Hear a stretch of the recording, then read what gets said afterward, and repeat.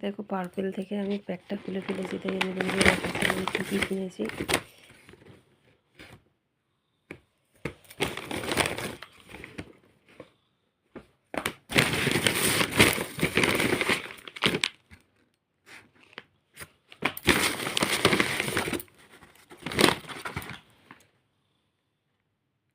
এটা অ্যালপেন্সের ফ্লেক্সিড, আমি এর আগেও ব্যবহার করেছি, খুব সুন্দর।